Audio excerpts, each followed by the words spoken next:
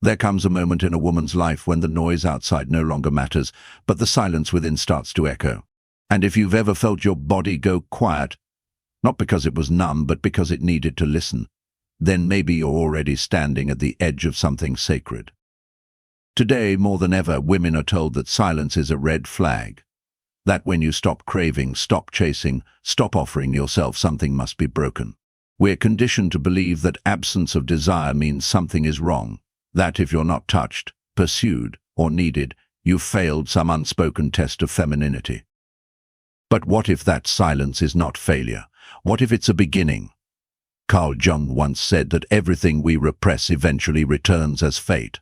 And maybe, just maybe, the stillness you feel is not an ending. It's the soul preparing to speak. This isn't about suppressing passion or rejecting love. It's about coming home.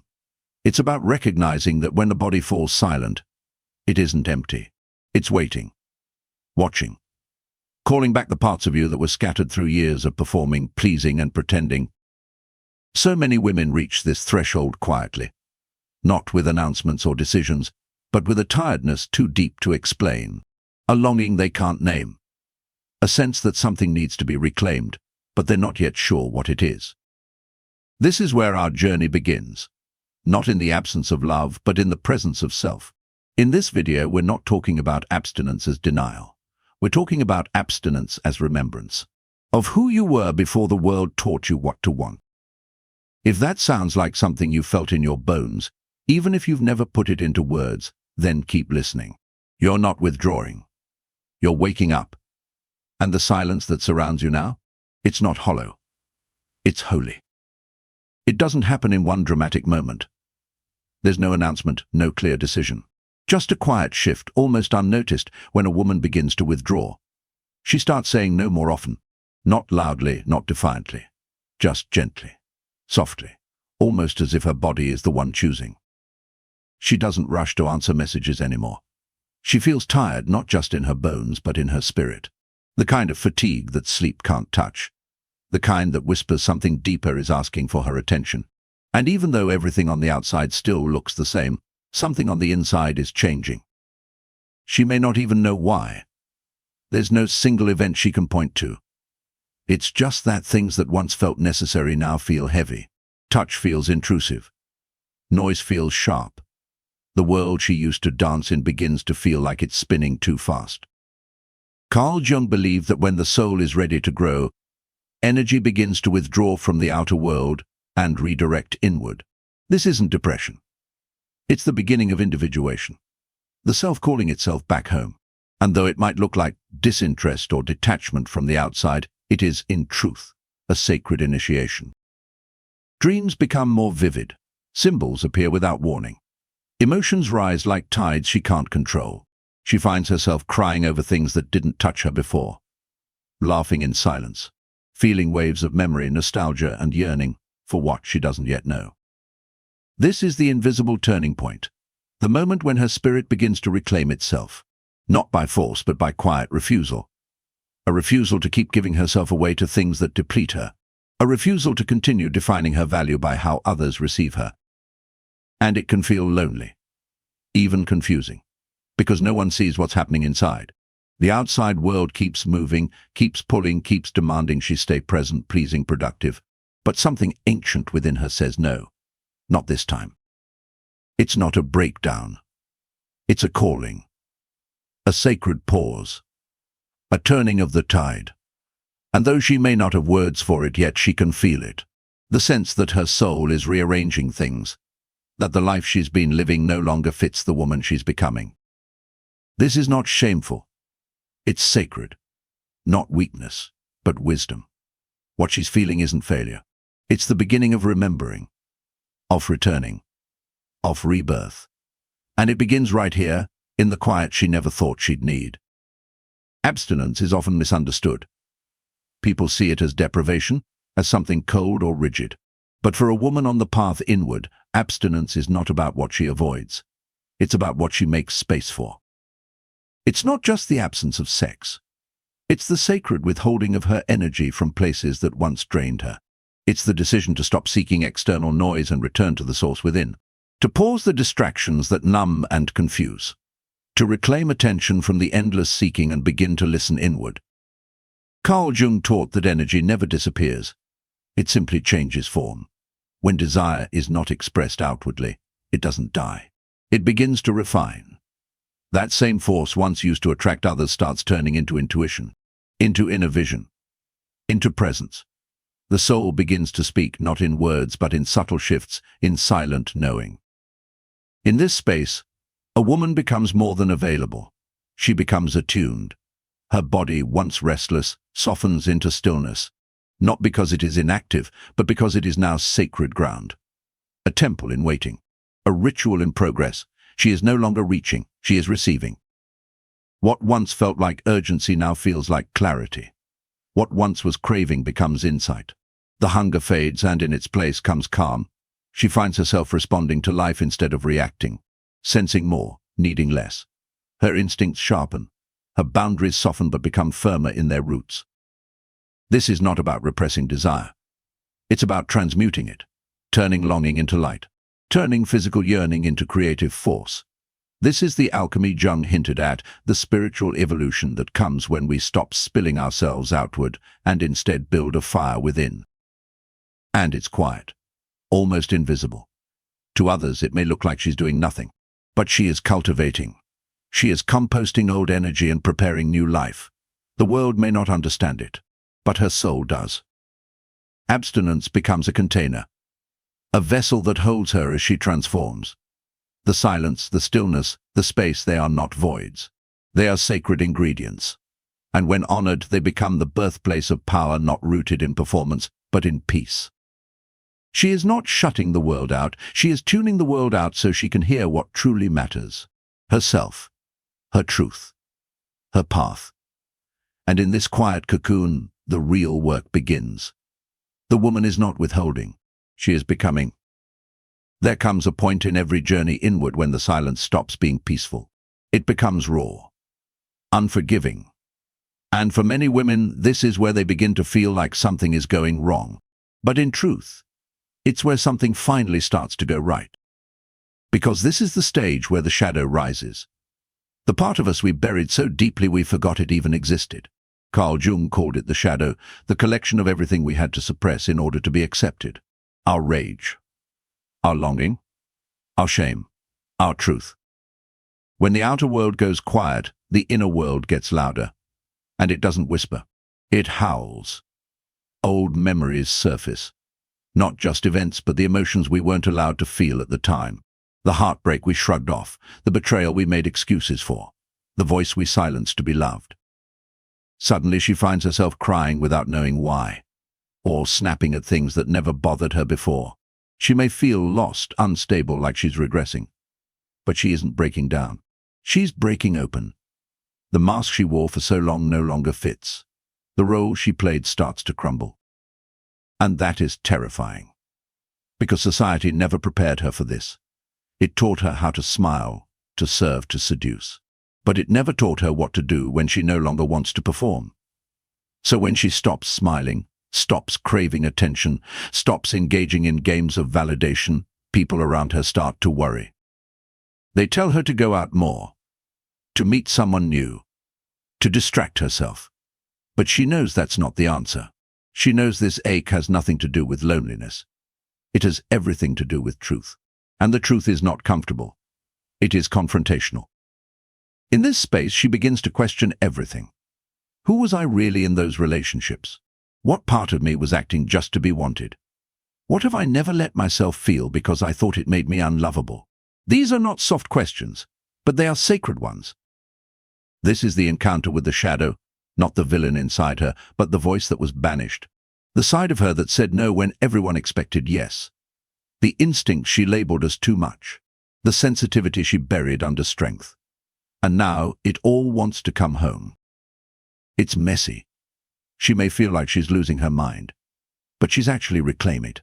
Because integration doesn't look graceful at first, it looks like chaos. But inside that chaos is clarity. A deeper kind of knowing that can only rise when the noise dies down. The pain she feels is not proof of failure. It's the pressure of rebirth, the stretching of a soul, that no longer wants to stay small. And if she stays, if she doesn't numb or run or apologize, something profound begins to unfold.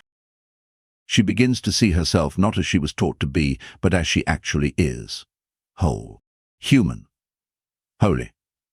And from that place, something old finally dissolves. Not because she forced it, but because she faced it. This is not the end of the story. It's the sacred middle. The place where the past meets presence, where pretending ends, and where a deeper kind of woman begins to emerge. Just when she starts to find stillness, the world begins to call her back. Not with cruelty, but with comfort. It offers what feels familiar. The flirty message from an old lover. The friend who says she's glowing and should go out more. The quiet nudge to re-enter the game and be seen again. And it's tempting. So tempting. Because it's easier to be desired than to sit alone with the ache. It's easier to feel needed than to feel nothing at all. And when silence has stretched for too long, even the shallowest attention can feel like oxygen. The mind begins to bargain. Maybe just one night, one conversation, one return to something you already know won't lead anywhere, just to feel again, just to not feel so empty.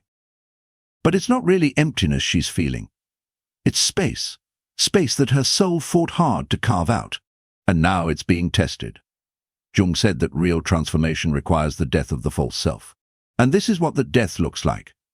Being pulled back to a version of herself she no longer wants to be. The temptation is never random. It shows up in perfect disguise. It arrives wrapped in nostalgia, validation, and ease. It says things like, "You're doing great, but wouldn't it feel good to be held? To be seen? To be chosen again?" But she remembers what that kind of choosing cost her.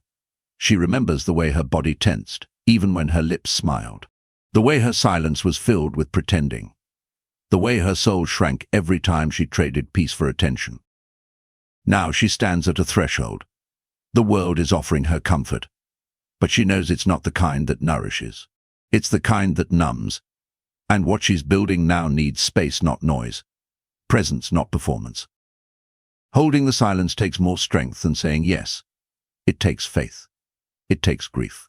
It takes the kind of devotion that most people won't understand, but she does. Because she's not avoiding life. She's making room for real life to find her. This is where the false self begins to die. The one who needed to be liked, needed to be wanted, needed to be useful. She doesn't hate that version of herself. She just knows she can't go back to being her. The invitation to return will come again. It always does. But this time she doesn't move. Not because she's numb, but because she's rooted. She's not resisting love. She's protecting the kind of love that doesn't make her disappear to receive it. And that, right there, is the moment of quiet power. The moment she chooses to remain with herself, even in the discomfort, even in the longing. Because the woman she's becoming is too valuable to trade for anything less than truth. There's a moment, quiet and slow, when the silence that once felt like exile begins to feel like home. It doesn't happen all at once. It unfolds softly, like morning light spilling across a room she thought would never warm again. She no longer wakes up feeling hollow. Instead, there's a stillness inside her that doesn't ache anymore. It breathes. It listens. It waits not for someone else to arrive, but for herself to keep arriving more fully. This is the shift, the sacred pivot, when what once felt like loneliness transforms into solitude. And solitude, when fully inhabited, becomes presence. She is not disconnected. She is deeply rooted. Her energy stops scattering outward. She's not trying to impress, not trying to be noticed. She walks into a room not wondering if she's enough. She walks in knowing she is whole, and that wholeness settles her, grounds her, nourishes her. Carl Jung called this the return of the anima, the feminine soul that had long been silenced under layers of performance and adaptation. It's not the version of her that pleases. It's the one that simply is, and that presence alone begins to shift everything. She doesn't seek love in the same way. She doesn't chase it. She no longer asks to be chosen. Something in her has remembered that she is love, that the source was never outside of her. It was only obscured. This is not loud. It's not flashy. No one may even notice at first, but she notices.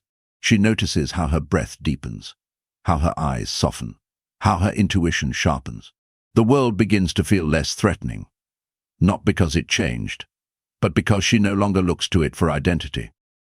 She becomes magnetic in a way that doesn't ask for attention. People begin to feel it without knowing why. That subtle frequency of someone who is deeply here, not trying to be anything, just being, fully, authentically, quietly powerful. And there's peace in that. Not a perfect peace, but a steady one. A peace that makes her walk slower, speak softer, love deeper, not out of need, but from overflow. What once would have sent her spiraling silence, rejection, waiting, now rolls off her like water.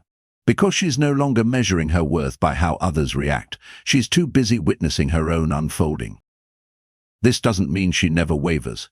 It means she's anchored now, in herself, in truth, in presence. And presence, real presence, cannot be faked. It can only be felt.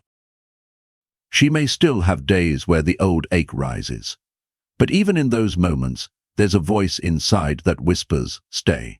Stay here. Stay with yourself. You've come too far to abandon your own company now. This is the bloom, the slow unfurling of a woman who no longer looks for the light, because she has become it. And from that place she lives, not waiting, not performing, simply being. And that in itself is enough. There comes a moment when she stops looking outside herself for answers. She no longer asks who she needs to be.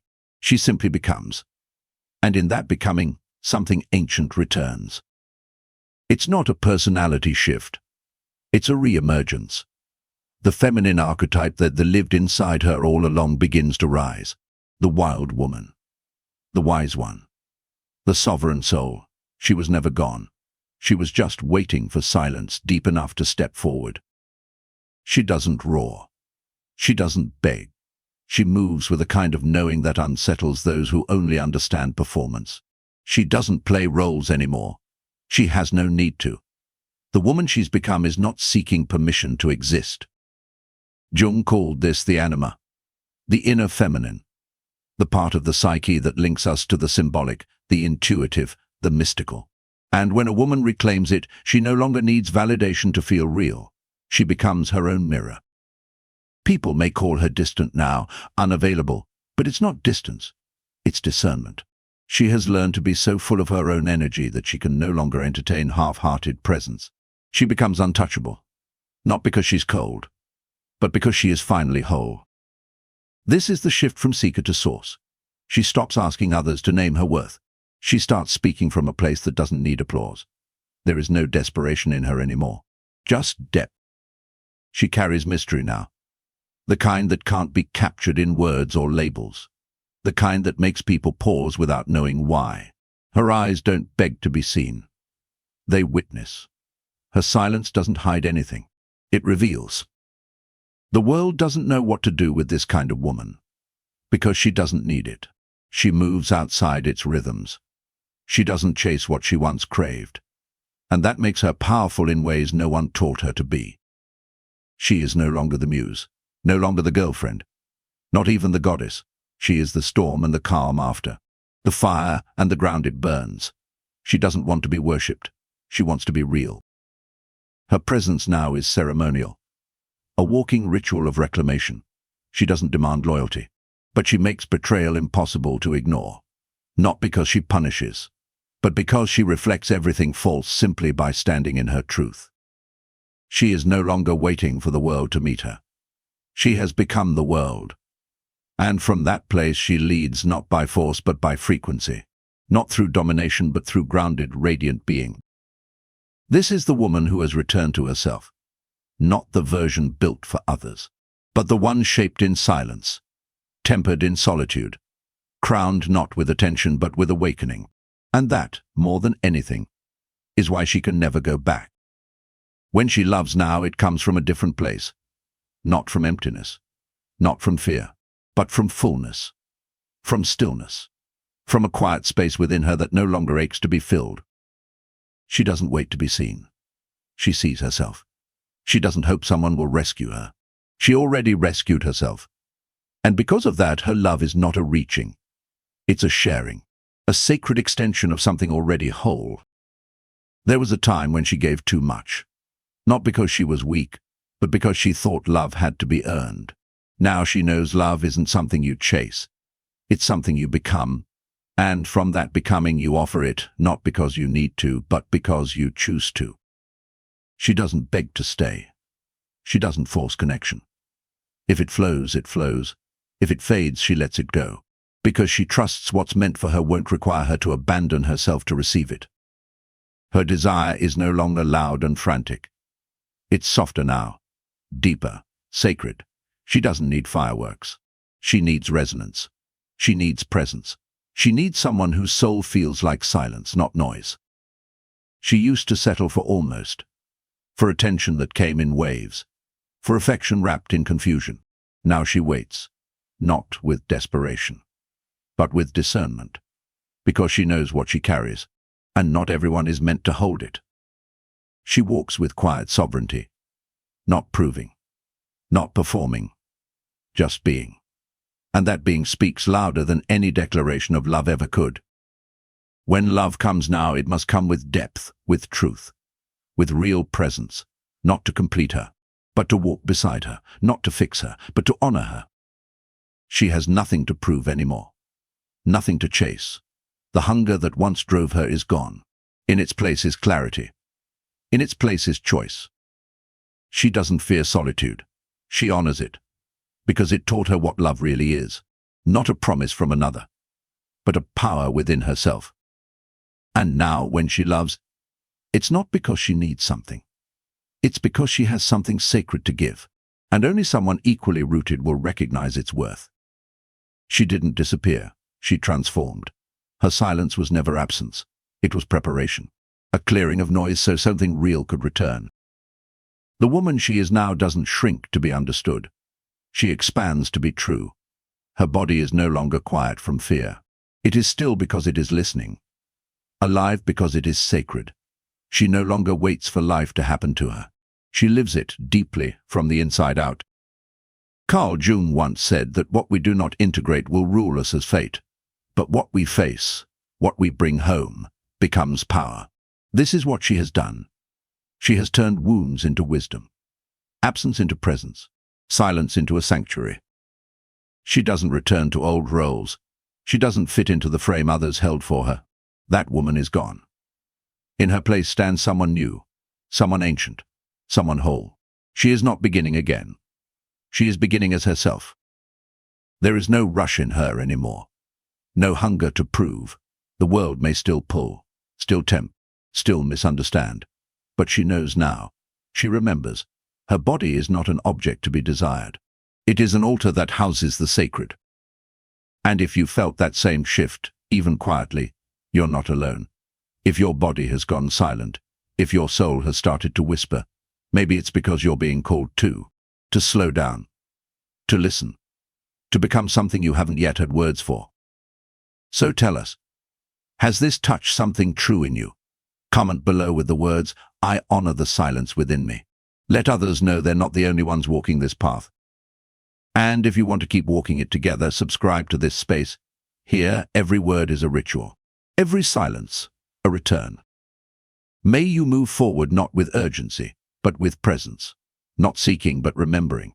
Because the woman who has heard her soul will never again live by noise. She becomes the altar. And everything that approaches her must now meet her in truth.